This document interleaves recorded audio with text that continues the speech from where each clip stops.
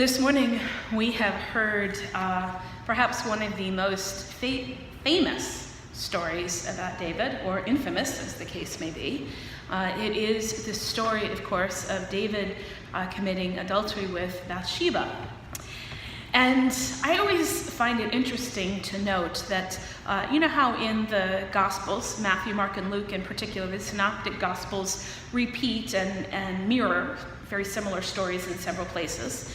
That happens in the Old Testament too, between 1st and 2nd Samuel, 1st and 2nd Kings, and then the books of 1st and 2nd Chronicles contain almost all the same stories, but sort of hitting the highlights, if you will. And when you read 1st and 2nd Chronicles, guess what's not in there? The story that we heard read today. This is the story of the ways that God's chosen leader, the one who has over and over again been faithful to God, does not just sin, but sins boldly, right? He takes advantage of his position of power. Then he tries to lie and cover up what he's done. God bless Uriah, right? David tries to bring him home so that Uriah will be home with his wife and think that this child that's been conceived belongs to Uriah and Bathsheba. But he is so committed to the war effort and to his fellow soldiers that he refuses to even go experience the comfort of his home, and instead he sleeps with the other soldiers at the king's palace. So that cover-up plan did not work. And so David decides to send a note with Uriah, no less, a sealed note to the commander at the front lines to basically say, I want you to set Uriah up to be killed in battle. And indeed he is. Of course, as the story goes on beyond what we heard read this day, the prophet Nathan comes and reveals to David the nature of his sin, how it is that this hero has fallen, how he has been blinded by his own desires and taken a path that does not honor God.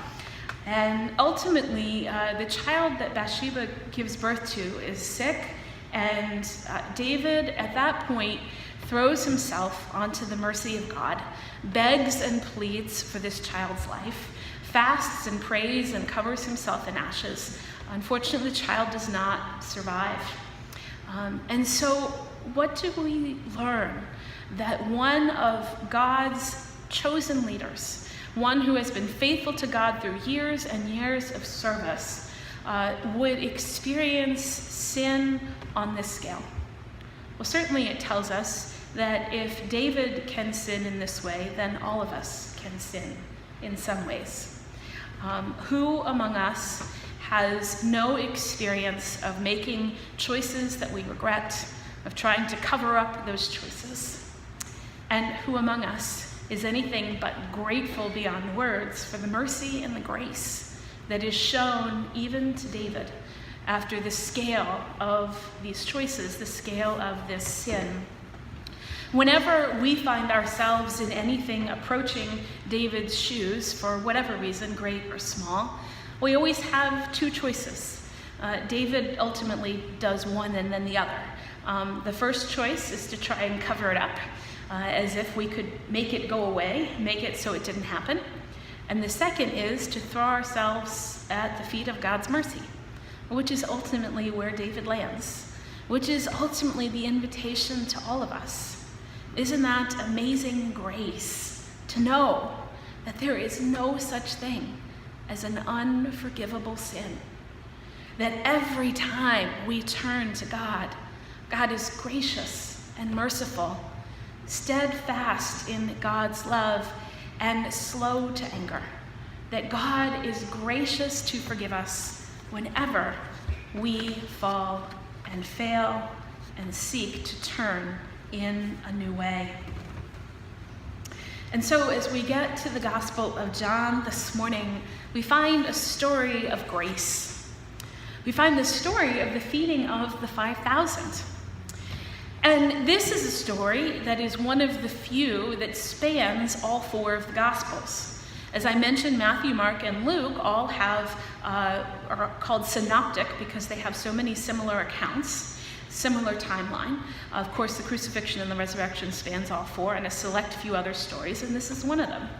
And John has its own timeline and stories, many of which are unique to John.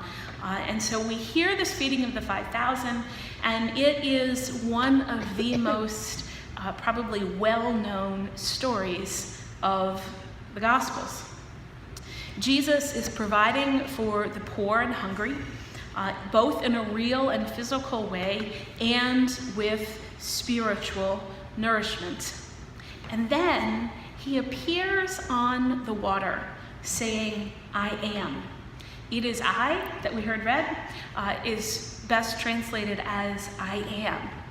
And back in the story of Moses, when Moses is first called into God's service, you might recall that one of the things that Moses says to God is, well, who am I going to say sent me?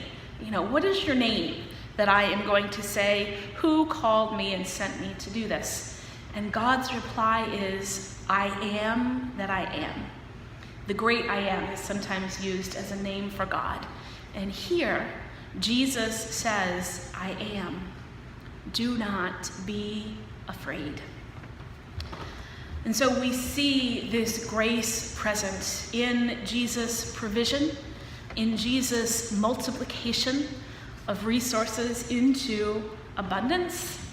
And then we see the people try and fit this experience into something that makes sense to them. And so they try and get Jesus to become an earthly king, much like David.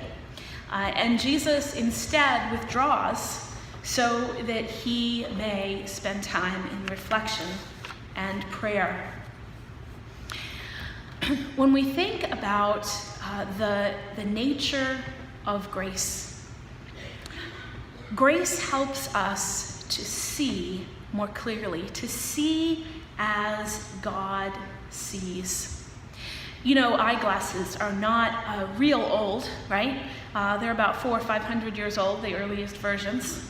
And they were just becoming well used around the time of the Enlightenment and the Protestant Reformation. They were a newfangled thing. And John Calvin, one of the early Protestant reformers, theologians, loved to use eyeglasses as a way of talking about God's grace. And he talked about the scriptures being like glasses that help us to see more clearly, about the Word made flesh, being able to help us to see as we are truly meant to see.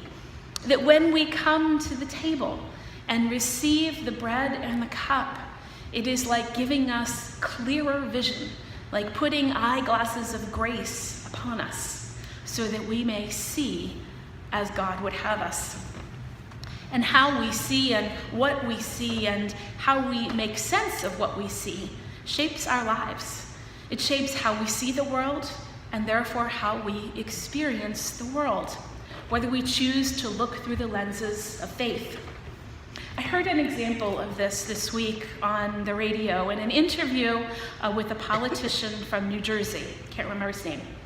And he's from Newark, New Jersey. And I just caught a snippet of this interview.